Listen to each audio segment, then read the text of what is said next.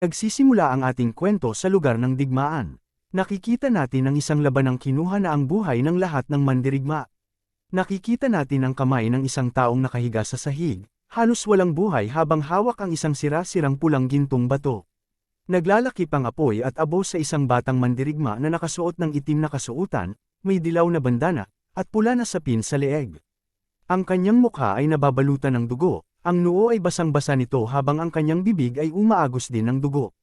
Sa kanyang mga huling sandali, naaalala ng mandirigma kung paano siya tinawag na ang pinakamalakas na mandirigma ng sangkatauhan, at nagsisimulang maunawaan na siya'y mamamatay din. Iniisip niya sa kanyang sarili kung karapat-dapat ba siyang tawaging pinakamalakas na mandirigma ng sangkatauhan, kung paano niya halos napinsala ang Seven Fiend Demons ngunit nagulat siya nang matuklasang sa lugar ng sinaunang mga hari ay may isang huling 8 demonyong fiend na hindi na itala sa mga libro. Ito ay biglang dumating at siya'y natatalo sa labanan. Sinusubukan niyang bumangon gamit ang kanyang buong lakas ngunit binabalikan siya ng alaala ng ika-8 demonyong fiend na winasak ang buong sangkatauhan sa labanan. Sa sandaling iyon, lumulutang papalapit sa kanya ang isang pula at lumilipad na demonyo habang iniisip niyang lahat ito'y kanyang kasalanan, dahil nabigo siyang magtagumpay bilang pinakamalakas na mandirigma ng sangkatauhan. Ang demonyo ay tumingin sa kanya gamit ang mga dilaw na mata. Hindi alam ng ating bida kung ano ang gagawin ng ika-8 demonyo. Bigla, bumaba ang ika-8 demonyo sa kanyang harap at habang unti-unting iwinawakas ang kanyang buhay sa kawalan, nakikita niyang ang kamay ng demonyo ay umaabot sa kanya bago ang kanyang buhay ay magwakas sa ganap na kadiliman. Napatanong ang ating bida kung ito ba ang kamatayan. Bigla, nakakita siya ng isang maliit na liwanag, na pumapailan lang bago ito maging mas maliwanag. Bago sumabog ang liwanag at takpan ng kanyang paningin sa isang kagyat na pagsiklab ng liwanag. Ang ating bayani ay nagising sa kalagitnaan ng isang grupo ng mga binatang lalaki na lahat ay sumisigaw ng salitang, "Saludo." Lumiwanag ang kanyang mga mata habang nauunawaan niyang siya ay nasa isang lubos na ibang lugar at nagsimulang magtanong kung ito ba ay isang panaginip lamang matapos mamatay. Tiningnan niya ang paligid at napagtanto na tila masyadong totoo ang hitsura nito sa kanyang paligid. Tiningnan niya ang kanyang kamay at hinalughog niya ang kanyang mukha. Nagsimula siyang umiyak sa kanyang isipan, iniisip kung saan napunta ang kanyang magandang mukha at maayos na pangangatawan.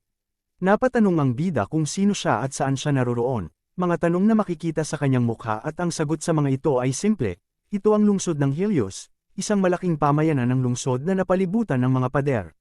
Waring nasa loob siya ng isang pasilidad para sa pagsasanay, nakatayo kasama ang iba pang mga bagong recruit na kadet na nagnanais na maging mga mandirigma. Isang lalaki na may kulay dilaw na kwadradong buhok at balbas ang nakatayo sa harap ng mga recruit at nagsimulang sumigaw sa kanilang lahat. Ipinaliwanag niya na dapat nilang maunawaan ang kahalagahan ng pagsali sa pagsusulit ng mga mandirigma sa kanilang buhay. Ipinaliwanag niya na ang salitang mandirigma ay nagpapahiwatig ng dalawang bagay. Ito ang proteksyon at pag-asa. Mukhang may karunungan ang mga ginto niyang mata, parang siya'y nakaranas ng maraming labanan. Matapos ang lahat, siya ang ika-3 leader ng squadron ng Helios City, si Jiao Tang, isinalaysay niya ang nangyari 3,609 na taon na ang nakaraan, nang dalhin ng 6 na malalaking steles ng Ancient King ang apokalipsis sa harap ng sangkatauhan. Ipinakwento niya ang alamat kung paano nagmistulang baha ang libu-libong demonyo sa kanilang mundo at pinatay ang halos bawat tao na kanilang natagpuan. Gayunpaman, sa kabila ng malapit na pagkaubos, nagpatuloy ang sangkatauhan sa kabila ng hirap. Ang kabrutalan ng mga demonyo ay nagturo sa mga tao kung paano sila dapat mag-adjust kung nais nilang manatili sa laban, kaya't sila'y gumawa ng isang bagong anyo ng kagamitan upang labanan ang mga ito. Tinawag nila itong grafting equipment. Ito ay isang teknolohiya na nilikha sa pamamagitan ng pagkuha ng mga internal core ng mga demonyo at pagkatapos ay ginagamit ng isang tao upang bigyan ng mga ito ng lakas na makakasabay sa kapangyarihan ng mga demonyo. Pagkatapos nito, dumating ang pinakamalakas na mandirigma ng sangkatauhan, si Ang. Siya ang itinuturing na hari ng lahat ng mandirigma at siya ang nangunguna sa lahat ng mandirigma sa buong mundo upang labanan ng mga demonyo. Lumaban si Ang at ang kanyang hukbo ng mandirigma laban sa pinakamalakas na alon ng mga demonyo na kailanman naging tanaw ng mundo. Isang mahabang labanan na halos walang katapusan dahil tumagal ito ng maraming linggo, ngunit gaya ng ating alam, natalo ang mga tao at ang sangkatauhan ay napasailalim sa kadiliman. Subalit sa kaligayahan matapos ang walang katapusan na laban, nagtagumpay ang sangkatauhan na puksain ng mga demonyo ng sapat upang makabili sila ng 60 taon ng kapayapaan at progreso. Matapos marinig ito, nauunawaan ng ating pangunahing tauhan na si Ang na mahigit ng 60 taon mula nang siya'y mamatay at muling ipinanganak sa hinaharap. Nagpapatuloy ang squadron leader sa pagsasalaysay tungkol sa mga malaking nawala sa sangkatauhan dahil sa pagkamatay ng maraming malalakas na mandirigma, kabilang ang kanilang pinakamalakas na mandirigma na si Ang. Ipinamalas niya kung paano natalo si Ang laban sa mga pinakamalakas sa kanilang mga kalaban, ang 7 demonyong Fin. Ang laban ng mga demonyo at ng sangkatauhan ay ipinakita na ang digmaang ito ay nagdulot ng tibay ng loob ng sangkatauhan kahit sa mga pinakamadilim na oras. Ito ay tinatawag na Battle for Dawn na isinulat sa libro ng kasaysayan. Gayunpaman, malakas ang naging reaksyon ng ating pangunahing tauhan na si Ang sa pagkakarinig nito, na nag-iisip kung paano ang pinakamalakas na demonyo ay hindi ang 7 demonyong Fin kundi ang 8 Fin na demonyo na wala ni isa mang nakakaalam na umiiral. Nagtaka siya kung paano hanggang sa ngayon ay hindi pa rin alam ng sangkatauhan ang buong lawak ng kakayahan ng kalaban. Samantala, patuloy pa rin ang squadron leader sa kanyang pagsasalaysay tungkol sa digmaan at kung paano ito nagbukas ng bagong landas para sa sangkatauhan. Natapos niya ito sa pamamagitan ng pagtatanong sa mga recruit kung alam na ba nila ang kahulugan ng pagiging isang mandirigma. Sumisigaw ng pagsang-ayon ng mga mandirigma, ngunit napansin niya na tahimik at nag-iisip ang ating pangunahing tauhan. Lumalapit ang squadron leader sa pangunahing tauhan, na may mataas ang tindig dahil sa kanyang malalaking pangangatawan. Sinisimulan niyang sawayin ito dahil hindi alam ng pangunahing tauhan kung ano ang tunay na ibig sabihin ng pagiging isang tunay na mandirigma. Ikinagulat ito ni Ang, at tinatanong siya ni Ji Taoyang kung ano ang pangalan niya. Nalilito ang pangunahing tauhan ng sandali, nagtataka siya kung sasabihin ba niya sa squadron leader na siya ay tunay na ang reinkarnasyon ng pinakamalakas na mandirigma sa kasaysayan na si Ang. Nang tanungin niya ang kanyang sarili kung maniniwala ba ang iba na siya si Ang dahil sa katawan niyang mahina at payat, hindi pa siya makaisa ng sagot nang biglang mapansin ng squadron leader na ang pangunahing tauhan ay may parehong pangalan ng alamat na mandirigma na nasa kanyang badge. Lalo pang ininsulto siya ng squadron leader, sinasabi na siya ay isang tanga na walang espiritu ng mandirigma at hinawakan niya ang balikat ni Ang at pagkatapos ay sumuntok ito ng malakas sa mukha. Napakalakas ng tama ng kanyang suntok sa mukha ni Ang at napasubsob ito. Napagtanto ni Ang na ang bagong anyo niya ay malaking pagbaba mula sa kanyang orihinal na katawan, dahil hindi ito kayang umaksyon kahit sa simpleng atake. Nasalo si Ang ng isang lalaki at nagsisimula ng umalis ang squadron leader sa silid pagkatapos sabihing babantayan niya si Ang sa panahon ng pagsusulit ng mandirigma. Sumigaw si Ji Taoyang na ang lahat ng mandirigma ay pumunta sa examination grounds. Bago umalis ang squadron leader siya ay nagsabi na susuriin naman nila ang pangangatawan ng mga recruit. Binubulungan si Ang ng isa niyang kasamahan na tinitingnan siya, at nagtanong kung okay lang ba siya. Sumagot si Ang na buhay pa naman ito. Nagpakilala ang binata at ang pangalan niya ay Lan Snow. Samantala, sa malayo sa silid, may isang babae na mandirigma na nakatayo na nagmamasid. Pinagtatawanan niya si Ang dahil sa kanyang pangalan at sa pagiging payat nito. Lumapit siya at lalo pang ginawa siyang katawa-tawa sa pagsabi na ang pagkakaroon ng parehong pangalan ng dakilang bayani na si Ang ay hindi siya gagawing malakas nito. Ito si Sito Liu, isa ring mandirigma na handang makipaglaban sa mga demonyo sa bukas na kampo. Tumalikod si Sito at sinabihan si Ang na isip bata. Nainis si Ang sa ganitong asal at nagtatanong kung may kaugnayan ang kanyang pangalan sa kanya. Ipinapaliwanag ni Lan Snow na si Sito ang pinakamahusay na mandirigma sa buong batch at kilala bilang unsmiling rock asa. Bukod dito, siya rin ang panganay sa pinakakilalang pamilya ng martial arts sa lungsod ng Helios, ang Sito family. Nagtataka si Ang kung bakit pamilyar sa kanya ang apelyidong Sito. Samantala, tinutulungan siyang bumangon ni Lan Snow. Habang bumabangon sila, napansin nila ang isang ilaw sa likuran nila. May isang babae na may kulay rosas na buhok na nagpipicture sa kanila, at nagsabi na isang kahangahangang pagpapakita ng brotherhood. Habang hawak ang camera, nagsabi ang magandang dalaga na huwag siyang pansinin. Tiningnan ni Ang maganda na dalaga at itinanong kung sino siya. Samantala, tila mas interesado si Lan Snow na malaman kung siya ba ang nagpipicture kanina. Ang babae ay sumagot na siya nga. Siya'y nagpakilala bilang Sujo, ang totoong pangalan niya ay Suiju Yuhui ngunit mahirap sabihin kaya tatawagin natin siyang Sujo. Si Sujo ay nagsabi na ang pagtulong ni Lan Snow kay Ang ay nagpapakita ng napakagandang imahe sa kanyang pag-iisip bilang romantiko. Tiningnan ulit ni Sujo ang larawan sa camera at pinuri ito habang namumula ang mukha. Hindi nagtagal ang dalawang ito ay napagtanto na ang babae ay hindi gaanong matalino. Lumipat ang eksena sa lugar kung saan ginaganap ang pagsusuri sa pisikal na kondisyon, At tila mas may kumpiyansa na si Ang. Iniisip niya na kahit ang kanyang katawan ay payat na ngayon, siya pa rin ang pinakamalakas na mandirigma. Iniisip niyang madali lamang ang pagsusulit at makakamit niya ang napakataas na grado. Ang unang pagsusulit ay isang mahabang takbuhan, isang pagsubok sa pagtitiis at tibay.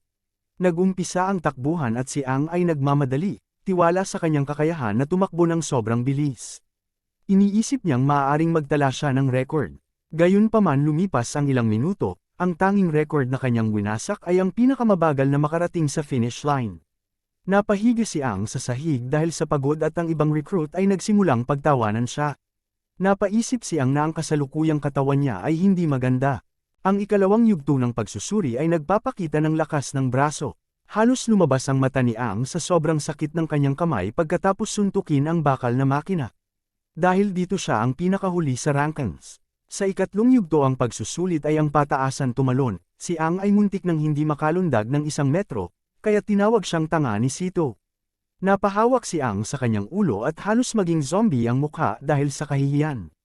Hindi lang naging huli si Ang sa lahat ng pagsusulit, kundi siya rin ang may pinakamababang resulta sa kasaysayan nito. Nalungkot siya, pero nandoon si Lance Snow upang siya ay damayan, habang si Suju ay nadismaya dahil mukhang babagsak si Ang at ito na ang huling litrato na makukuha niya sa kanya. Isa sa mga bantay ang nakipag-usap sa squadron leader at tinanong kung dapat bang tanggalin si Ang dahil sa napakababa na resulta ng mga pagsusuri nito. Sinabihan ni Jiao Tang ang lalaki bagamat walang pag-asa sa kakayahan si Ang, may karapatan pa rin ito na sumali sa ikalawang yugto ng pagsusuri. Alam niyang ito na marahil ang huling pagsusuri ni Ang kung titingnan ang mga resulta. Naglakad si Ji Taoyang at sumigaw na sisimulan na nila ang ikalawang pagsusuri. Nagsimula ang ikalawang yugto ng pagsusuri, kung saan susuriin ang bawat kandidato para sa kanilang pag-synchronize sa grafting equipment. Ngumiti si Ang dahil alam niyang ang dagdag lakas mula sa mga suot ay maaaring makatulong sa kanya. Nakuha niya ang pinakamataas na synchronization rate na 76% 60 taon na ang nakalilipas. Kaya siya ay kumpiyansa kahit na may hindi karapat-dapat na katawan, baka maayos siyang makapag-synchronize dahil sa kanyang determinasyon. Iniisip ni Ang habang papasok sa loob ng silid, na ipapakita niya ang kanyang tunay na kakayahan sa mga taong tumawa sa kanya at sisiguraduhin niyang kukunin ang pinakamataas na marka ng synchronization rate. Sa loob ng pasilidad, medyo naguguluhan si Ang sa pagtingin sa bagong anyo ng grafting equipment pagkatapos ng 60 taon, mas magaan ito kumpara noon at mas komportable tingnan. Samantala, sa entablado, nakikita natin si Sito na sinusuri para sa kanyang synchronization sa grafting suit. Nakakuha siya ng 39 na rate ng synchronization at nagulat ang lahat sa kakaibang taas nito. Pinupuri ang kanyang pagiging bahagi ng pamilyang may alam sa martial arts at kanyang kagandahan. Ang ibang recruit ay nag-iisip kung sa paanoong paraan nila makukuha ang pansin ng magandang dalaga. Habang si Ang ay nakatingin lang ng walang pakialam, dahil hindi naman siya nahuhulog sa trip ng mga ibang recruit. Tinanggal na ang konektadong cord na nagkokonekta sa suit ni Sito, at umalis sa entablado na tila isang modelo maglakad sa kanyang paglisan. Hanggang sa pagbaba sa hagdan patuloy pa rin ang mga lalaki sa pagpuri kay Sito. Si Sito ay nagpatuloy sa pintuan ng kanilang lounge. Pagsara ng pinto si Sito ay nakahinga ng maluwag. Habang nakasandal sa pintuan, pinpuri ni Sito ang kanyang sarili sa pagkuha ng 39%. Napatanong siya kung nakita ba ito ng mga tao sa silid. Habang namumula ang kanyang mukha, nasabi ni Sito na wala naman sa kanya kung may humanga sa kanya pero gusto niya ay low-key lang. Sa kabilang banda, na-impress si Ang sa galing ni Sito, na may 39 na synchronization rate kahit sa assessment pa lamang. Si Lan ay yumuko at kanyang sinabi kay Ang na ang lakas ni Sito ay kakaiba. Dagdag pa niya na si Sito ay puno ng pumapalakpak na enerhiya, at maaari mong maramdaman ang lakas na umaagos sa ilalim ng kanyang payat na katawan. Kinumpirma ni Ang na nararamdaman niya rin ang parehong enerhiya kay Sito. May pagtataka, tinanong ni Lan kung hindi ba kabado si Ang. Sumagot si Ang na sanay na siya dito. Nagtampisaw ang kilay ni Lan, at nagtanong. Ipinaliwanag ni Ang kung paano ang maraming mga baguhan ang sumubok sa pagsusulit. At madalas ay makikita sa kanilang mukha ang sakit dahil sa pagtugon sa kagamitan. Sa kanilang unang pagtangka sa paggamit ng kagamitan, inilalagay ang kanilang katawan sa isang tiyak na pagpasa ng kapangyarihan mula sa core. Sinabi ng isang bantay na ang kanilang synchronization rate ay nasa 12%, at kinakailangan nilang tiisin ang kapangyarihan ng Demon Core. May ilan na pumili na sumuko dahil sa sobrang sakit at hindi kinakaya ang kapangyarihan ng Demon Core. May pagtataka si Ang, at sabi niya na kailangan lang nila ng 10% synchronization rate para pumasa. Samantala, nakamit nila ng 24% synchronization rate na wala man lang sakit o hirap na naramdaman. Sa di inaasahang pangyayari, may mga kalahok na nagpakita ng hindi inaasahang resulta. Si Sujo, halimbawa, ay umabot sa 30% synchronization rate at mas higit pa sa numero na nakuha ni Sito, na nagpapatunay sa kanyang pagpasa. Sa obserbasyon ng commander na si Jitao yang waring natuklasan ng pagsusulit ang mga may talento na mga bagong recruit. Sumang-ayon ng magandang babae na may hawak na tablet, at binanggit si Sujo na may pinakamataas na numero. Ipinakita ng pagsusuri na 6 na mandirigma ang umabot sa 30% o higit pa, at ito ay nagpapakita na malapit na sila sa pamantayang itinakda para sa mga mandirigma, nakatumbas at inihambing sa ibang bayan na may C-rank. Nasabi ng babae na hindi mababa ang kalidad ng kabuuang grupo. Gayunpaman, itinanggi ng commander, at sinabi na may mga individual pa rin na may mababang kalidad, habang nakatingin kay Ang na naglalakad patungo sa silid ng synchronization. Ang mga ibang recruit ay nagsasabi na si Ang na ang susunod, at sila'y nagtataka kung sa katawan niya ay baka agad siyang samuka ng dugo. Ang mga tawa ng mga recruit ay rinig ni Ang. May isa pa na nagsabi na ang nangyari sa unang yugto, si Ang ang huli sa lahat ng pagsusuri. Sinasabi ni Ang sa kanyang sarili, na tumawa kayo hanggat gusto ninyo, mga bata na walang karanasan. Dagdag pa ni Ang huwag nilang malilimutan na kunin ang mga panga nila sa sahig kapag ito ay nalaglag pag nakita nila ang porsyento ng resulta ni Ang. Pagdating niyang sa entablado pinili niya ang pula na Energy Core. May 6 na uri ng Demon Core na nakolekta mula sa labanan. Sa 6, ang 4 na pinakakaraniwan ay pula, dilaw, berde, at bughaw. Ang pula ay kumakatawan sa lakas, ang dilaw ay kumakatawan sa depensa, ang berde ay para sa paggaling. At ang bughaw ay para sa bilis. Ang mga bihirang uri ay ang lila na kumakatawan sa imaginary power, at ang itim na core na kumakatawan sa espasyo at oras. Ang itim na core ang masasabing sobrang bihira sa lahat. Si Ang ay tumayo sa loob ng grafting equipment at nagsimulang ilagay ang pulang core sa kanyang dibdib. Nag-iisip si Ang sa kanyang sarili na ang tinatawag na grafting, ang pinakamahalaga dito ay ang lakas ng loob. Nagsimulang umilo ang pulang core. Sa isip ni Ang, ang lakas ng loob ay nagtatakda ng porsyento ng kapasidad ng sakit na kayang sanin ng tao mula sa Demon Core. Ito rin ang nagdedesisyon sa synchronization rate, matagumpay na napaandar ni Ang core sa kanyang dibdib. Nagtanong ang bantay kung handa na siya, at sinabi ni Ang na maaari na silang magsimula. Sa kwarto ng pahingahan, ang pulang aura ay makikita sa loob. Napalingon at nagtataka si Sito kung bakit napakalakas ang reaksyon ng Demon Core kay Ang. Habang nakatayo sa loob ng grafting equipment si Ang ay sumigaw sa kanyang isip, na dapat buksan ang mga mata ng mga ibang recruit at panoorin siya, sapagkat ipakikita niya sa kanila ang synchronization rate ng pinakamalakas na mandirigma sa kasaysayan ng mundo. Ngumiti sila at nagsabi na tila nagtatago si Ang ng tunay niyang lakas. Nagtataka naman ang mga bantay sa pagtaas ng synchronization rate na tila mas mabilis, at agad na umabot ng 40%. Ngumiti si Ang at nagsabi na wala sa kanya ang 40%, nung kanyang nakaraang buhay ay may 76% resulta ito. Yumuko si Ang at ang mga pulang aura ay lumabas sa kanyang katawan at balak niya na dagdagan pa ito. Nagtataka ang lahat ng mga tao sa silid kung paano ito nadaragdagan pa. Lalo pa itong umangat, totoo ba ito? Nagtataka ang commander kung ano ang nangyayari sa sobrang taas ng synchronization rate. Ano ang mali? Mas lalo pang umangat, 70%, 80%. Nagtataka ang mga baguhan kung ano ang nangyayari. May ginawa ba siyang pangdadaya? Siguro may sira ang aparato, sabi ng isang lalaki. Sinasabi ni Ang sa sarili na siya ang hari na kilala ng lahat bilang pinakamalakas na mandirigma. Kung hindi dahil ang core ay masyadong mababa ang ranggo, kung hindi dahil ang katawan niya ay mahina, ay siguradong ang kanyang presensya pa lamang mag-isang magpapatumba sa kanilang mga tuhod. Ito ang agwat natin, dagdag pa ni Ang habang nakangiti at puno ng aura na pula sa katawan, bigla ang dilaw na mata ni Ang nagsimulang umugat. Para bang ang kanyang katawan at lakas ay nahuhulog sa ilalim ng kadiliman. May pulang kamay na aura ang lumabas sa likod ni Ang at ito ay nabuo ang isang imahe ni Ang nung ito ay buhay pa. Napagtanto ni Ang na ang kanyang enerhiya ay nagkakalat. Bigla ang makina ay umilo at si Ang ay naputol ang koneksyon nito sa makina habang ang dugo ay lumalabas sa kanyang mga bibig. Tama na, hindi na kaya ng katawan nito. Ano bang nangyayari? May sira ba ang aparato? Nalito ang bantay nang makita ang synchronization rate na bumaba sa 10%. Kaagad na nadiskubring nag-iba ang Demon Core kamakailan lamang. Marahil ito'y isang di karaniwang core na nagdulot ng issue sa data na nakakagulat.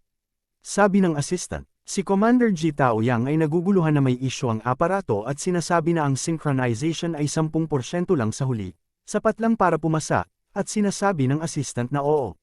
Sinabi ng isang lalaki na alam niya yon, nangyari yon dahil sa abnormal na core. Dumating silan sa entablado at tinanong si Ang kung okay lang ba ito. Sumagot naman si Ang na okay lang siya, pagod lang siya, at makakabawi rin siya sa pahinga. Nangangapa ang isang lalaki na oo, tignan mo ang kanyang mahinang katawan. Walang paraan na may takot na synchronization rate siyang ganon. Halos pareho na ito sa antas ng kapitan ng S-rank. Si Sito naman ay seryosong nakatingin kay Ang at nagulat dahil akala niya may ibang mas kapansin-pansing tao sa bayan kaysa sa kanya, at kinukuha nito ang lahat ng atensyon. Di niya maaaring payagan yon. Kinarga ni Lan si Ang palabas ng silid. Habang buhat ni Lan, si Ang ay nagsabi na kasalanan niya ito dahil bakit sinubukan niya pang makipagkumpetensya sa mga batang kalahok. Nagpasalamat siya na kahit papano siya ay nakapasa. Patuloy pa rin sa pagkuha ng mga litrato si Sujo sa bawat anggulo. Sa silid pahingahan, nagtataka si Ang kung ano ang nangyari na para bang biglang nawala ng lakas ang buong katawan niya. Hindi pa siya nakakaranas ng ganitong sitwasyon noon. Dapat sana ay kayang magtagal hanggang sa 80% synchronization rate gamit ang kanyang lakas ng loob. Dagdag pa niya kahit na mababang ranggo lang ang core, hindi sana ito dapat nag-iba at nabasag. Ang kanyang pag-iisip ay naputol nang magbukas ang pintuan ng silid. Sumigaw si Commander G at agad namang nagsitayuan ang mga recruit. Pumasok ang commander na may seryosong mukha kasama ang ibang opisyal. Naglakad sa gitna si Commander G at pinuri ang mga recruit sa kanilang pagpasa sa mga pagsusuri at pagpasok ng mga ito sa huling pagsubok. Sinasabi ni Commander G na may huling yugto pa silang haharapin. Ang praktikal na labanan. Sinasabihan niya sila na haharapin na nila ang mga demonyo sa unang beses sa kanilang buhay. Sinabihan niya ang mga recruit na sana'y lahat sila ay makapasa ng ligtas sa eksaminasyon. Pumili na sila para lumipat sa pangatlong yugto ng pagsusulit. Si Ang naman ay mahinang tumayo sa kanyang upuan at nagsasabing siya ay parang mamamatay na. Habang lumalakad ito palapit kay Commander G, nabitawan niya ang kanyang Demon Core. Nakita naman ito ng Commander at pinuntahan upang kunin ito. Tiningnan ni Commander G ang maliit na piraso ng Demon Core na ginamit ni Ang. Siya ay tumayo at tumingin sa naglalakad na si Ang at nasabi kung ano pa ang mga sorpresang ipapakita niya sa kanya sa susunod na pagsusuri.